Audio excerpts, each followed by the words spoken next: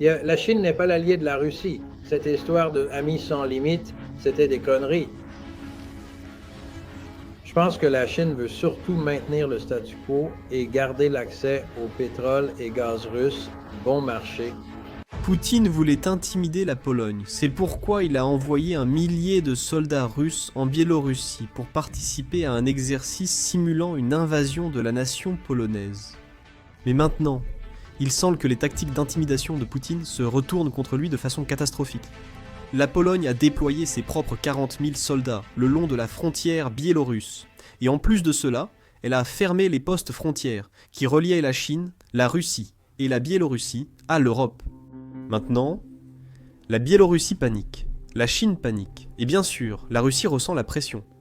Alors aujourd'hui, voyons exactement ce que la Russie essayait de faire, pourquoi cela s'est retourné contre elle, et pourquoi la Chine est extrêmement en colère à cause de cela. Des barbelés ont été installés alors que la Pologne ferme 2 derniers postes frontières avec la Biélorussie. Varsovie ferme la frontière jusqu'à nouvel ordre, évoquant comme raison les exercices militaires russes et biélorusses. Nous avons fermé la circulation à la frontière polono-biélorusse. Cela est dû aux manœuvres Zapad qui ciblent directement la Pologne et l'Union européenne. Ces manœuvres s'entraînent à des scénarios de guerre agressifs contre notre pays. Donc tout a commencé avec cet exercice militaire russo-biélorusse qui a eu lieu juste à la frontière polonaise. Il s'appelait Zapad 2025, ce qui se traduit littéralement par Ouest, 2025 maintenant. La dernière fois que cet exercice a réellement eu lieu, c'était en 2021, lorsque la Russie a utilisé l'exercice comme prétexte pour rassembler 20 000 militaires russes juste à la frontière ukrainienne. Maintenant, avec le recul, nous savons. La Russie a également utilisé l'exercice comme un test de résistance pour l'invasion à grande échelle de l'Ukraine, qui a eu lieu quelques mois seulement, après l'exercice de 2021. Mais juste pour comparer cet exercice de 2021 avec celui que la Russie mène en ce moment, on peut voir que l'armée russe souffre énormément. Parce que la dernière fois, il y avait 20 000 militaires russes qui participaient, alors que cette fois-ci, ils n'étaient en que quelques milliers. Et certaines estimations disent même qu'il n'y avait que 1000 soldats russes présents, aux côtés de 7000 soldats biélorusses. Cela montre bien la pénurie de main-d'œuvre à laquelle la Russie est confrontée après son invasion de l'Ukraine. Même avec une force réduite, la Pologne restait insatisfaite que la Russie organise cet exercice à sa frontière. Ils ont donc annoncé une semaine avant l'exercice que la Pologne fermerait tous les points de passage frontaliers jusqu'à la fin de l'exercice. C'était le plan initial. L'exercice était prévu du 12 au 16 septembre, et la Pologne a fermé ses frontières le 9 septembre. Tout cela était déjà connu du public, même avant que l'exercice n'ait lieu. Mais ce qui a aggravé la situation, c'est l'attaque de drones russes contre des citoyens polonais. Vous voyez, le 10 septembre, juste un jour après que la Pologne a fermé ses frontières, et 2 jours avant que cet exercice Zapad ne soit censé commencer. 19 drones russes ont violé l'espace aérien polonais lors d'une attaque nocturne sans précédent contre l'OTAN. Pour la première fois, des avions de l'OTAN ont abattu des drones russes pour protéger les citoyens polonais. En réponse, la Pologne a activé l'article 4 de l'OTAN. Cela permet aux États membres de demander des consultations lorsqu'ils estiment que leur sécurité est menacée. Pendant que tout cela se passait, la panique se répandait sur toute la frontière biélorusse. Plus de 1500 véhicules étaient bloqués en essayant de traverser vers la Pologne lorsque les frontières ont été fermées. Et après l'attaque de drones russes, les autorités polonaises ont déclaré que les postes frontières resteraient fermés indéfiniment et qu'ils ne rouvriraient que lorsque les autorités seraient sûres à 100% qu'il n'y avait aucune menace venant de l'Est. Maintenant, c'est là que les choses deviennent intéressantes, car la Chine dépend en réalité énormément de ce poste frontière qui relie la Chine, la Russie, la Biélorussie à l'Europe. Mais avant de voir comment la Chine est impliquée, passons rapidement en revue la façon dont la Russie réagit aux actions de la Pologne. Écoutons le porte-parole russe, Dmitri Medvedev. Le porte-parole du Kremlin, Dmitri Peskov, a jugé les inquiétudes européennes face à ces exercices comme une surcharge émotionnelle. et certains pourraient considérer le fait de balayer ces inquiétudes comme une indication qu'elles sont en réalité fondées. Peskov a souvent affirmé que ces exercices ne visaient aucun pays et que les autres n'avaient rien à craindre. L'Europe, notamment les États baltes, ont toutes les raisons d'être inquiètes. Parce que par le passé, la Russie a souvent utilisé des exercices militaires comme préparation à une véritable agression militaire, comme l'invasion massive de l'Ukraine en 2022 a suivi les exercices de 2021. Les membres du flanc et de l'OTAN, comme la Pologne, la Lituanie et la Lettonie, sont en alerte maximale depuis l'incident du drone. La Pologne a fermé sa frontière avec la Biélorussie et la Pologne, la Lettonie et la Lituanie ont aussi restreint leur espace aérien. Tous ces pays organisent aussi actuellement des exercices militaires en se concentrant sur le corridor de Suwałki. C'est une bande de terre qui relie les États baltes au reste de l'Europe et on dit que c'est l'une des parties les plus vulnérables du flanc est de l'OTAN. Parlons maintenant de la Chine. Je suis sûr que vous vous souvenez de l'initiative La ceinture et la route de la Chine, la Belt and Road Initiative. Eh bien, devinez quoi? La Biélorussie est en fait l'un des centres les plus importants dans le plan de Xi Jinping pour dominer le monde. Le trafic ferroviaire passe par la Biélorussie et relie les usines chinoises aux consommateurs en Europe. Et ce même trafic venant de Biélorussie passe en Pologne. En fait, 90% de toutes les marchandises transportées par rail de la Chine vers l'Europe passent réellement par cette ligne ferroviaire. Maintenant, malheureusement pour la Chine, les tactiques d'intimidation russes se retournent contre elle et nuisent à l'économie chinoise. Parce que depuis que la Pologne a fermé ses frontières, les marchandises chinoises sont bloquées en Biélorussie, où les gens n'ont même pas l'argent pour s'offrir les produits chinois bon marché. Je suppose que c'est ce qui arrive quand on vit sous une dictature. Maintenant, ce n'est pas un petit problème pour la Chine, parce que, selon les données de l'année dernière qui ont été rendues publiques, environ 29 milliards de dollars de commerce sont passés par ce poste frontière. La Pologne est désormais fermée pour une durée indéterminée. C'est pourquoi le ministre chinois des Affaires étrangères, Wang Yi, s'est vite rendu en Pologne pour chercher à le rouvrir au plus vite. Les responsables polonais ont reconnu des pertes, mais ont affirmé que la sécurité primait. Pour Pékin, le moment était particulièrement difficile. Le China Europe Railway Express est le projet phare reliant les usines chinoises aux consommateurs européens. Plus rapide que le transport maritime, moins cher que l'aérien. La Chine considère la Pologne comme un partenaire crucial dans ce système. Alors, lorsque Varsovie a fermé sa frontière, Pékin a clairement exprimé son mécontentement. Les diplomates chinois soutiennent que les trains profitent aux deux parties. L'Europe reçoit des marchandises rapides et abordables, tandis que les exportateurs chinois accèdent à l'un des plus grands marchés du monde. Les dirigeants polonais voient les choses différemment. Ils soutiennent que les frontières font partie de la défense nationale. Maintenant, parlons de ce que la Pologne entend lorsqu'elle dit que la Chine doit freiner Moscou. Parce que cela n'a rien à voir avec l'invasion de l'Ukraine qui se déroule actuellement. Non. En fait, il s'agit de la guerre hybride que la Russie et la Biélorussie mènent contre la Pologne depuis 2021.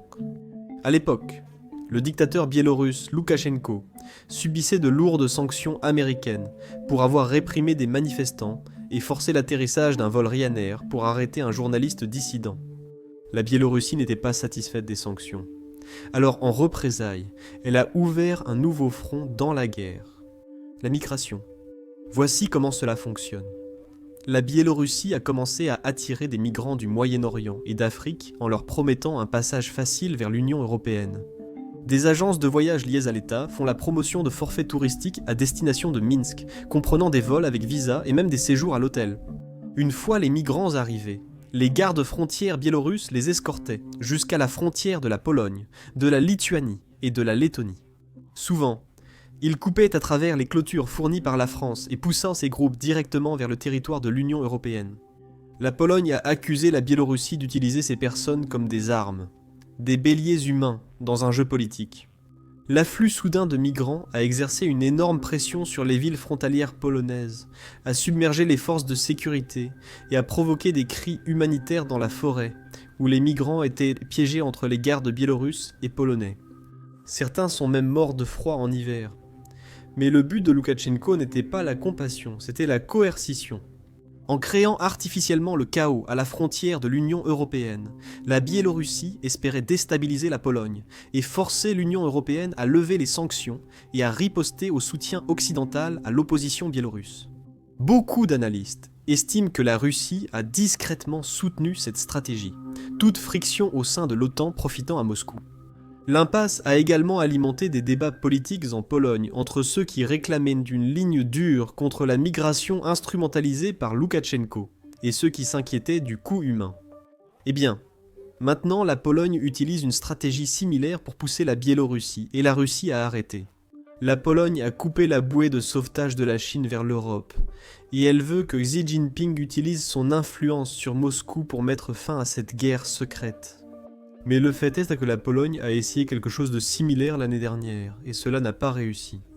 Cela n'a pas été un succès durable, cela n'a aidé que quelques mois, selon le ministre polonais des Affaires étrangères. Mais la Chine a vite relâché sa pression sur la Biélorussie et la Russie, qui ont repris leurs anciennes habitudes. Eh bien, cette fois, les opérations hybrides se sont intensifiées. Donc les autorités polonaises ont davantage de volonté politique pour s'assurer que la Chine fasse quelque chose qui apporte une solution à long terme. Ce n'est pas le seul problème frontalier de la Russie. En fait, l'Union européenne discute actuellement d'une interdiction de visa pour tous les Russes qui visitent encore les pays européens. Pendant ce temps, leur gouvernement mène une invasion d'une nation souveraine. C'est justement ce dont je voulais discuter avec le journaliste en Ukraine, Colin Robertson.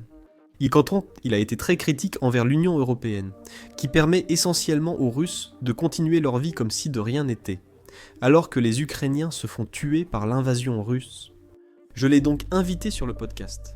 Mais avant d'entrer dans cette discussion, je veux vous montrer ce qu'il a soutenu, parce que cela a provoqué pas mal de remous dans la communauté russe qui vit en dehors de la Russie.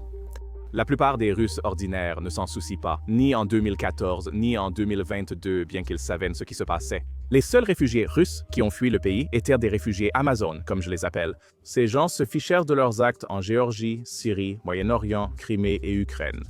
Mais dès que les sanctions ont commencé à tomber et qu'ils ne pouvaient plus commander de McDonald's chez eux, qu'ils ne pouvaient plus recevoir leurs colis Amazon, là, c'était la goutte d'eau qui faisait déborder le vase.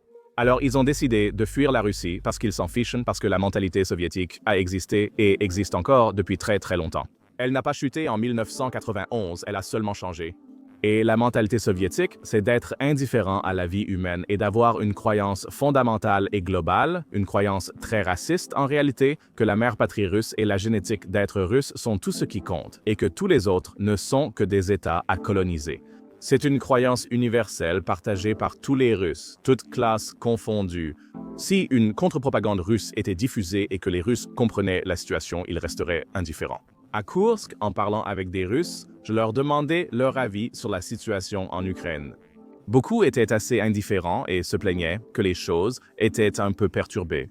Les réseaux mobiles étaient coupés et ce qui les agaçait le plus, c'est qu'ils ne pouvaient pas contacter d'autres membres de leur famille. Ce qui les préoccupait, ce n'était pas ce que leur pays faisait à l'Ukraine.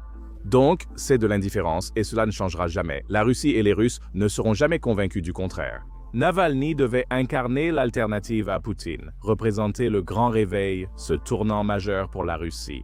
Soutien à Navalny. Maintenant, il est mort. L'invasion de l'Ukraine, il était indifférent à l'annexion de la Crimée. Parce que même l'opposition russe a encore cet état d'esprit, elle a toujours une mentalité soviétique concernant la mère patrie russe et le colonialisme. Cela ne cessera ni après Poutine, ni quand les Russes sauront la vérité. Cela ne s'arrêtera que lorsque la Russie sera détruite économiquement et qu'ils ne pourront plus se permettre cette guerre, qu'ils ne pourront physiquement plus acheter les armes ou acheter cela. Des soldats nord-coréens, c'est tout. On peut y arriver avec des sanctions et en arrêtant d'acheter notre gaz. Ils doivent être placés dans une situation où la guerre leur est impossible, car ils ne protesteront pas autrement. Et c'est vraiment la dure réalité que j'ai vraiment comprise depuis que je vis ici. Ayant vu la Russie de près pour ce qu'elle est, je pense que c'est juste un cas désespéré, à ce stade. YouTube vient de faire une annonce stupéfiante. Il paie les créateurs 64 millions de dollars par jour. Pourquoi ? Eh bien parce que YouTube n'a pas assez de créateurs. C'est pourquoi vous voyez des vidéos sur votre page d'accueil qui ont moins de 1000 vues, comme celle-ci juste ici. Bien sûr, cela ne veut pas dire que tout le monde devrait créer une chaîne. Si vous hésitez à lancer une chaîne YouTube ou une chaîne sans visage, c'est le moment idéal. YouTube paie des créateurs des millions de dollars chaque jour, et il met en avant les chaînes nouvelles, et plus petites, plus que jamais. Je suis sûr que vous avez de nombreuses questions sur comment lancer et développer une chaîne. Nous recevons souvent des questions par email de certains d'entre vous. C'est pourquoi nous avons décidé de rassembler tous nos conseils YouTube dans une seule vidéo YouTube, entièrement gratuite. Donc, si vous êtes quelqu'un qui souhaite lancer sa propre chaîne, vous pouvez regarder cette vidéo ici sur YouTube en cliquant sur le lien dans la description ou sur la fiche qui s'affiche à l'écran. Puisque nous parlons de ce que les Russes devraient ressentir, et bien sûr, je suis d'accord qu'ils devraient ressentir quelque chose face au fait que la Russie essaie simplement de prendre le contrôle d'un pays souverain, en tuant des civils innocents. Un de vos contenus est récemment devenu viral sur Instagram, mais j'ignore si c'est aussi le cas sur TikTok. Beaucoup de Russes sont sans doute en colère à ce sujet. Nous allons le diffuser ici pour informer le public. En gros, vous soutenez que beaucoup de Russes qui ont quitté la Russie ne se soucient pas vraiment de ce que fait leur pays. Ils ne veulent tout simplement pas que cela les affecte. Et c'est pour ça qu'ils sont partis. Ils ne sont pas vraiment contre la guerre, peut-être un petit pourcentage seulement. Je n'ai vu qu'un extrait du podcast. Dites-vous qu'ils ne devraient pas avoir de visa. C'est justement ce que l'Union européenne débat actuellement. De nombreuses personnalités de l'opposition russe s'y sont opposées. Oui, certaines personnalités russes de premier plan sont parties, avec de grandes chaînes YouTube qui sont censées être anti-guerre. La plupart du contenu qu'ils publient est anti. Ils sont mécontents, ils sont agacés de ne plus pouvoir faire certaines livraisons, ils sont agacés à l'idée de pouvoir être mobilisés. C'est un grief personnel pas lié aux actions de leur pays. Roman, un grand YouTuber d'1 million d'abonnés, a fait une vidéo sur moi, mais pas sur Butcha. Il n'a pas parlé des actions de son pays dans l'actualité, mais a fait une vidéo en se plaignant que l'Union européenne durcit la sécurité et les visas russes. Et en fait, je pense qu'aucun Russe ne devrait être autorisé à entrer dans l'Union européenne en ce moment, pas un seul, ni comme réfugié, ni comme touriste. Actuellement, la Russie a déclaré la guerre non seulement à l'Ukraine, mais aussi à toute l'Europe. Si vous regardez Russia Today et toutes ces émissions, ils disent qu'ils sont en guerre contre l'OTAN et le risque d'espionnage et d'espions est extrêmement élevé.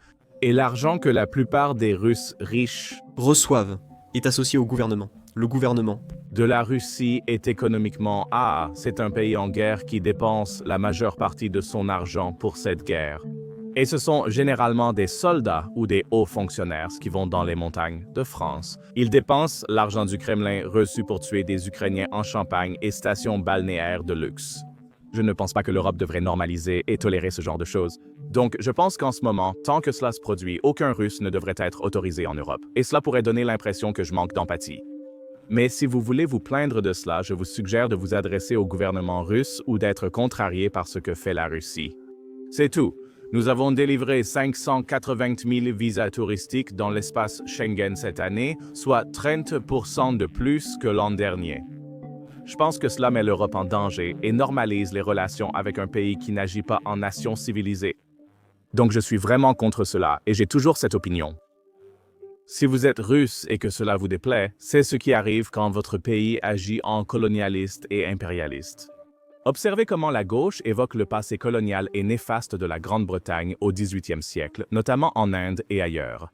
Et que des générations plus tard dans la société britannique, nous devrions encore ressentir une sorte de culpabilité collective en Grande-Bretagne que les Britanniques devraient ressentir à ce sujet. La Russie agit ainsi aujourd'hui, mais les Russes ne devraient apparemment ressentir aucune culpabilité collective, bien qu'ils viennent de ce pays et y perdent des impôts. Donc je n'ai aucune patience pour ça. Et je pense que si les Russes sont aussi en colère quand j'en parle, c'est parce que ça touche un point sensible.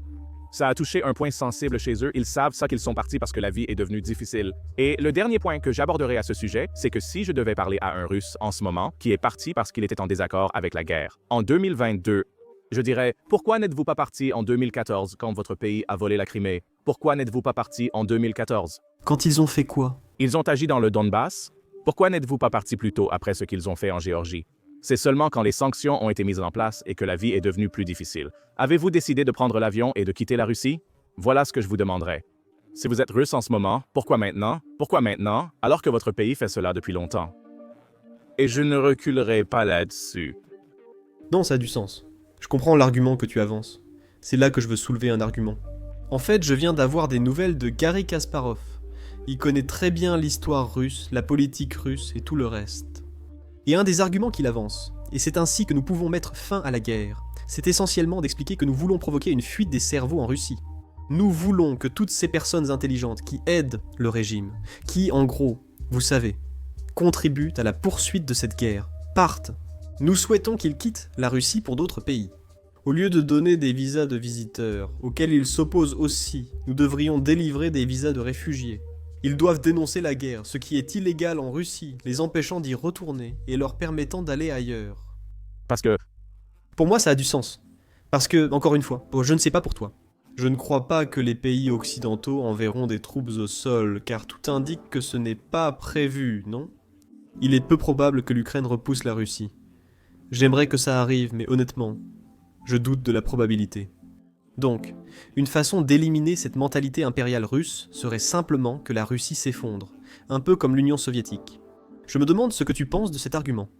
Et je sais que tu n'as probablement pas eu beaucoup de temps pour y réfléchir, parce que je viens de t'en parler. Mais quelle que soit ta réaction, je pense que c'est intelligent. Et la classe supérieure, les hautes sphères de la Russie, ont pu très facilement partir à tout moment depuis 2022. Il ne s'agit pas de savoir s'ils peuvent obtenir des visas de réfugiés. Ils le peuvent déjà. Ils peuvent prendre des vols, essentiellement vers la Turquie, puis vers l'Europe, et ils peuvent faire ce qu'ils veulent. C'est ce qu'une grande partie d'entre eux fait. Je ne pense pas vraiment que cela fasse une grande différence. Je veux dire, je ne pense pas vraiment que ce soit un argument très solide. On parle probablement d'un tout petit nombre de personnes. Encore une fois, l'Europe est exposée au risque d'espionnage et d'espions venant de Russie, et nous devrions avoir une tolérance zéro à ce sujet en ce moment. Et la fuite des cerveaux. Je veux dire, la plupart des Russes intelligents de Volney sont déjà partis de toute façon. Ils ont quitté le pays. Le pays fait déjà face à une pénurie de main-d'œuvre. Ou bien ils participent à la guerre et sont impliqués dans le gouvernement. J'ignore qui sont ces gens ni où ils sont, mais ils sont si rares que cela importe peu. Encore une fois, cela ne concerne pas tous les Russes. Bill Browder est l'une de mes véritables icônes. Il a aidé à créer des entreprises avec Poutine dans les années 90. Il s'est rendu compte à quel point c'était un État mafieux et devenu réfugié en Grande-Bretagne. Et il a passé sa carrière à parler de la Russie, de ce qu'est vraiment la Russie, et des raisons pour lesquelles ils commettent ces crimes. Il a écrit des livres incroyables à ce sujet et il est maintenant aussi sur la liste de Vladimir Poutine. Et parce qu'il a révélé le fonctionnement interne de la Russie, c'est un héros pour avoir fait cela. Il est incroyable d'avoir fait ça. Il est russe, non? Donc je ne déteste pas tous les Russes. Mais il a activement démantelé en utilisant les informations qu'il avait, ce qu'il a vu à l'intérieur de ce système, et pour cela je le félicite. Je n'ai pas vu cela chez d'autres Russes, même chez ceux qui ont récemment écrit des articles à charge contre moi. Les Russes, qui sont assez connus sur YouTube, ne font pas ça. Ils ne parlent pas des crimes de guerre que Poutine commet. Ils ne parlent pas de la mentalité impérialiste qui a conduit à cela. Ils publient des vidéos sur des journalistes pro-Ukraine, ce qui est un peu étrange.